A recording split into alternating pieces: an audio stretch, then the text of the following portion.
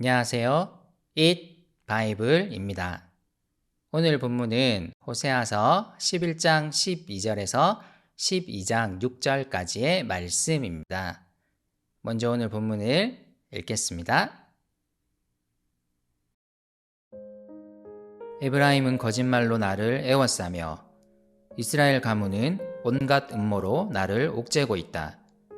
유다 족속도 신실하고 거룩하신 하나님을 거역하고 있다. 에브라임은 바람을 먹고 살며 종일 열풍을 따라서 달리고 거짓말만 하고 폭력만을 일삼는다. 아시리아와 동맹을 맺고 이집트에는 기름을 조공으로 바친다. 주님께서 유다를 심판하시고 야곱을 그의 행실에 따라 처벌하실 것이다. 그가 한 일들을 따라 그대로 그에게 갚으실 것이다. 야곱이 모태에 있을 때에는 형과 싸웠으며 다 큰 다음에는 하나님과 대결하여 싸웠다. 야곱은 천사와 싸워서 이기자 울면서 은총을 간구하였다. 하나님은 베델에서 그를 만나시고 거기에서 우리에게 말씀하셨다. 주님은 만군의 하나님이다. 주님은 우리가 기억해야 할 그분의 이름이다. 그러니 너희는 하나님께로 돌아오너라. 사랑과 정의를 지키며 너희 하나님에게만 희망을 두고 살아라. 호세아서 후반부에 와서 더욱 강조되는 것은 이런 내용입니다. 이스라엘은 하나님 앞에서 계속 악을 행했다. 출애굽 이후로부터 계속 악을 행해왔다. 그럼에도 하나님은 이스라엘을 돌보셨고 그들을 향한 그의 언약을 신실하게 지키셨다. 여전히 하나님은 이스라엘을 사랑하신다. 그러므로 우상을 숭배하는 악을 버리고 하나님께로 돌아오라. 오늘 본문도 이런 내용을 담고 있습니다. 이스라엘은 하나님 앞에 계속 악을 행하고 있습니다. 에브라임에는 거짓과 이 거짓으로 인한 음모가 넘쳐나고 있습니다. 유다도 하나님을 거역하며 그분 앞에서 오락가락하고 있습니다. 에브라임은 그들에게 닥친 위기를 벗어나기 위해 온갖 속임수를 쓰지만 이것은 바람을 먹는 것과 같은 허무한 일입니다. 바람을 먹는다고 해서 배부를 리가 없기 때문입니다. 하나님을 의지하지 않고 아시리아와 동맹을 맺었다가 또 이집트로 가는 허무한 행동을 반복하고 있습니다. 하나님은 이들의 행동이 정말 허무한 행동임을 강조하십니다. 이들의 이런 행동은 하나님의 심판을 불러올 뿐입니다. 그들이 한 어리석은 행실에 따라 벌을 받게 될 것입니다.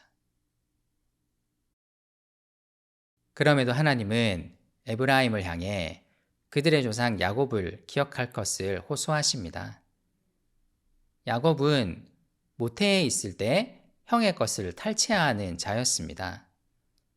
새 번역에서는 싸우다로 번역되어 있지만 형의 발 뒤꿈치를 잡았다 혹은 탈취했다로 번역하는 것이 더 좋습니다. 더 나아가 야곱은 하나님과도 대결하여 싸워 이기려 했던 자였습니다. 그럼에도 하나님은 베델에서 그를 만나셨고 그에게 언약을 주셨습니다. 오늘 본문은 하나님의 사랑은 이렇게 속임수를 쓰던 야곱까지도 변화시키신 사랑이었음을 말하고자 합니다. 하나님은 이 사건을 통해 야곱에게 이스라엘이라는 이름을 주셨고 그에게 약속을 주셨습니다. 하나님은 에브라임의 조상 야곱을 신실하게 인도하셨고 그가 하나님을 고백하도록 이끄셨습니다. 그러므로 하나님은 만군의 하나님이십니다. 하나님은 우리가 기억해야 할 그분의 이름입니다. 그분만이 우리를 변화시키시며 우리를 온전히 인도하시는 분입니다. 이스라엘의 삶 속에서 기억되어야 할 이름은 바알이 아니라 바로 하나님이십니다. 호세아는 이 야곱 이야기를 통해 이스라엘이 다시 하나님을 기억하고 돌아오기를 호소하고 있는 것입니다. 6절에는 호세아서의 가장 중요한 주제를 담은 세 가지 단어가 등장합니다. 돌아오라, 지키라, 희망을 두고. 호세아는 이제 자신이 말하고자 하는 가장 중요한 메시지를 여기에서 말합니다.